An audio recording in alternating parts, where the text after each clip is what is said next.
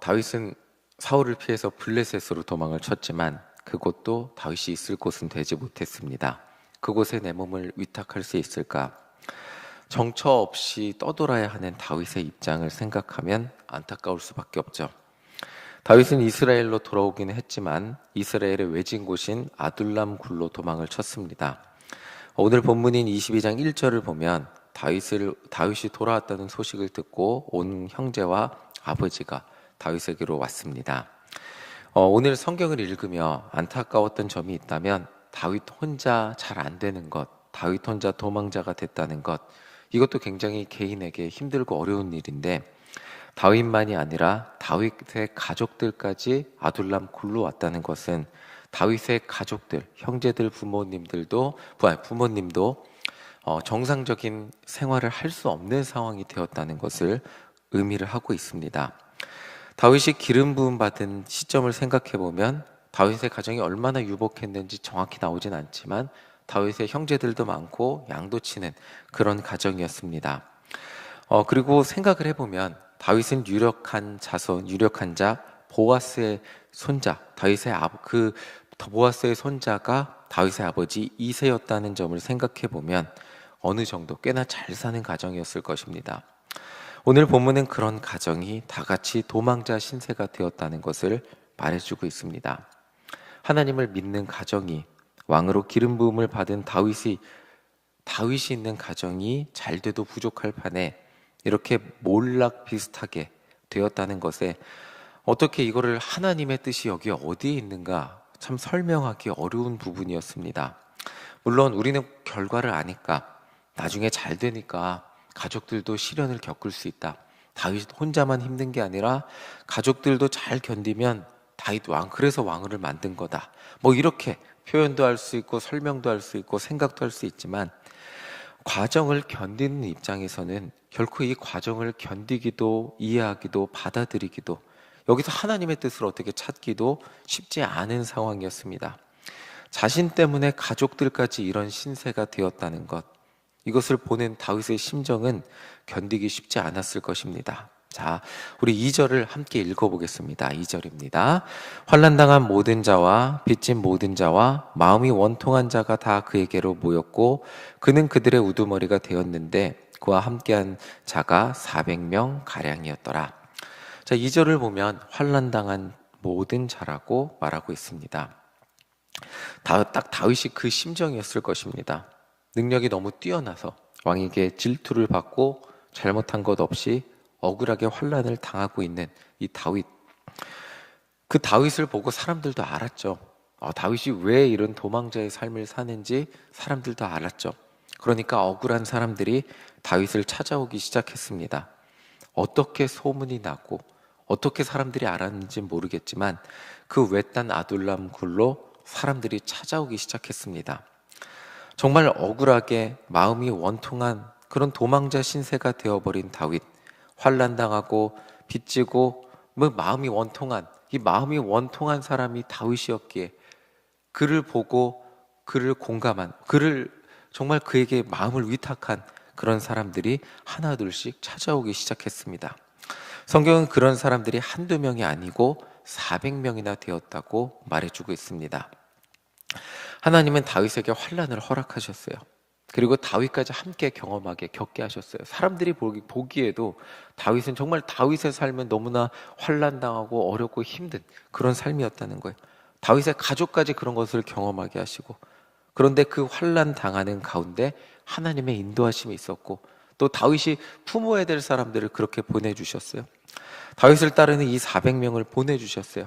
지금 당장은 이들이 환난당하고 다윗에게 도움이 안 될 것 같고 참 다윗이 챙겨야 되는, 어떻게 보면 짐같이 보이는 부담스러운 사람이었을 수 있겠지만 정말 그 사람들이 대단한 사람들이 아니고 사회에서 소외되고 어디 마음을 둘 곳 없고 마음이 힘든 사람들, 그런 사람들이었지만 그들과 함께 공동체를 이루고 다윗에게 힘이 되도록 하시고 나중에 정말 다윗에게 큰 힘이 되는 그런 사람들이 되게 하셨어요. 그런데 사실 이 사람들이 지금 당장 군사적으로, 어떤 사회적으로 다윗이 살아남는데 힘이 되어 보이는 그런 사람들은 아니었어요. 오히려 다윗 혼자 도망치기에도 벅찬 상황인데 짐이 되어 보이는 그런 사람들이었습니다. 그런데 하나님은 다윗에게 그들까지 책임지며 도망자의 삶을 살아가게 하셨습니다.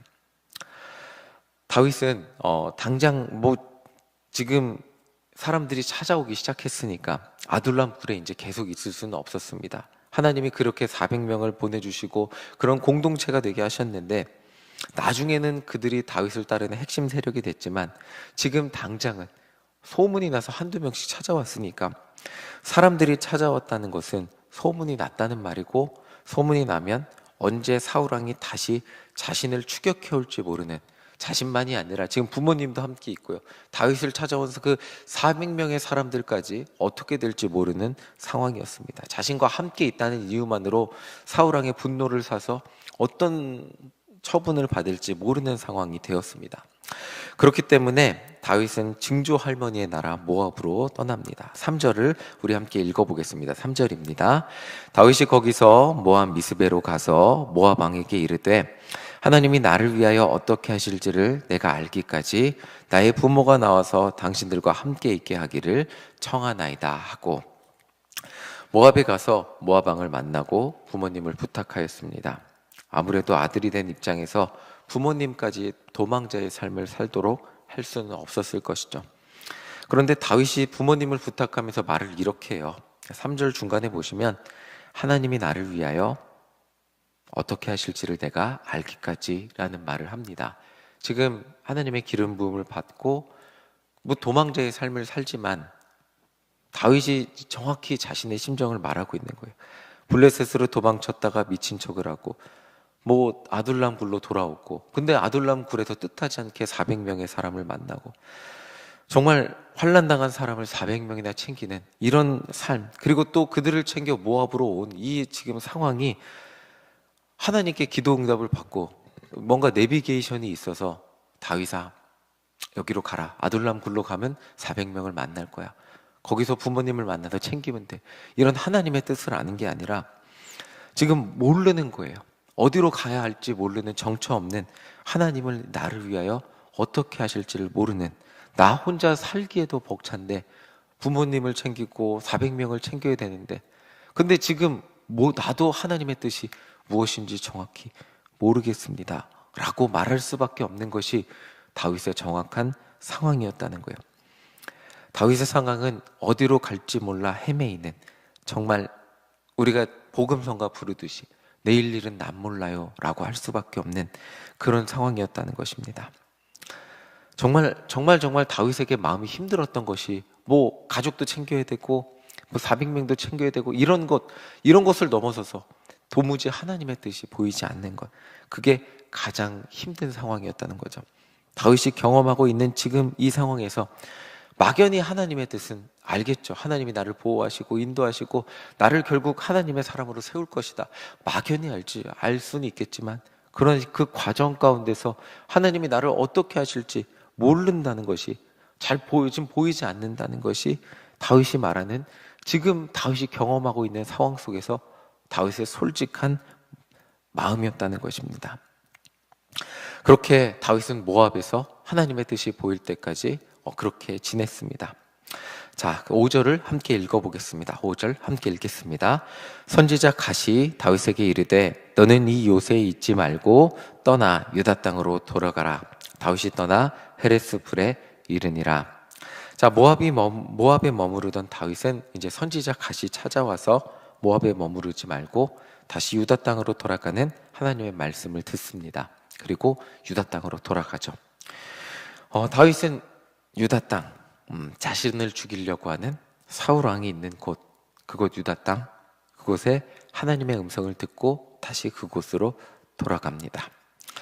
오늘 말씀을 보면서 하나님의 말씀을 따라 산다는 것, 하나님의 인도하심을 따라 산다는 것, 그것은 매번 하나님의 뜻이 명확히 보이고 선명하게 이런 과정을 밟고 이런 과정을 밟으면 하나님이 나에게 이런 길을 허락하실 거야 라고 하는 그런 선명한 길, 하나님이 가장 사랑했던 왕 다윗에게도 그런 길을 매번 허락하지 않으셨음을 보게 됩니다.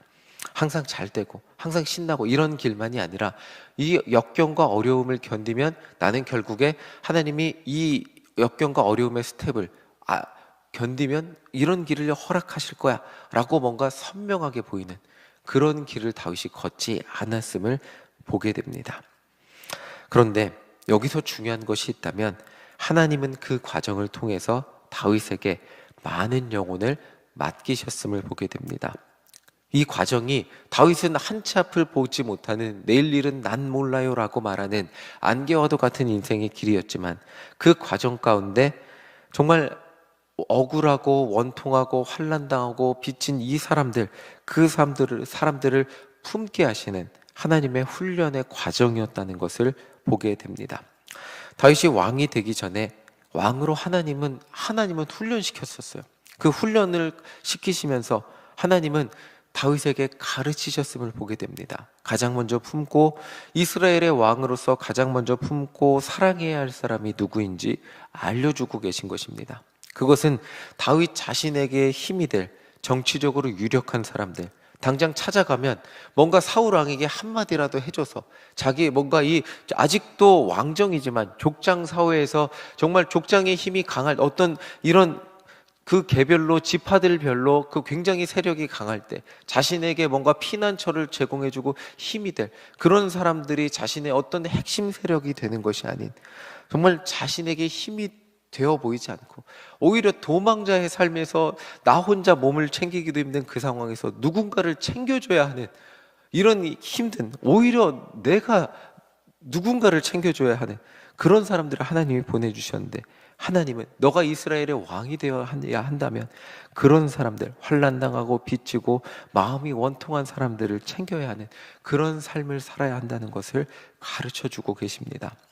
나도 내 인생을 어떻게 할 수 없는 하나님의 뜻을 알 수 없는 인생의 막막한 상황 속에서도 그들을 품는 왕이 되는 것이 하나님이 다윗에게 바라는 왕의 모습이었다는 것을 보게 됩니다.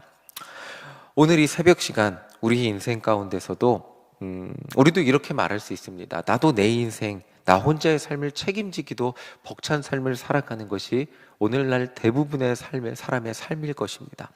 오늘날 대부분의 인생들은 현대 사회에서 나 혼자의 문제만 기도하기에도 벅찬 것이 우리의 인생일 것입니다. 그런데 하나님은 오늘 우리에게 기도해야 될 누군가를 보내주시고 그들을 품고 기도하게 하시고 섬기게 하십니다.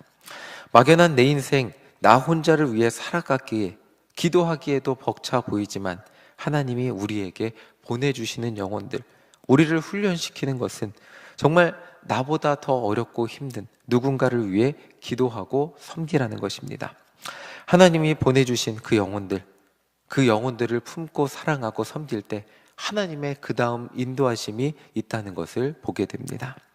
지금 당장은 내가 그들을 책임지는 것 같고 지금 당장은 정말 우리에게 힘들어 보이게 나를 힘겹게 하는 사람 같이 보인다 할지라도 다윗에게 그 아둘람에 모였던 그 사람들이 다윗에게 정말 가장 중요한 사람이 되었듯이 지금 당장 나의 기도와 사랑이 필요한 그 사람들 정말 그 사람들을 위해 내가 품고 기도해주고 사랑할 때 그들이 정말 하나님이 나에게 보내주신 가장 큰 만남의 축복이 될 줄 믿습니다. 오늘 다윗이 만난 그 아둘람의 400명이 그 하나님이 보내주신 가장 큰 만남의 축복이 되었다는 것을 기억하며 오늘 내가 기도해야 될 오늘 내가 섬기고 사랑해야 될 오늘 정말 나의 사랑이 아니면 어떤 세상을 살아갈 힘이 없어 보이는 그들을 품고 사랑하고 기도해 주시는 우리 모두가 되시기를 간절히 소망합니다. 바로 그들이 하나님이 나에게 보내주신 만남의 축복임을 기억하며 기도하며 승리하는 누군가를 위해 기도하며 그들에게 힘을 주는 우리 모두가 되시기를 소망합니다. 아멘.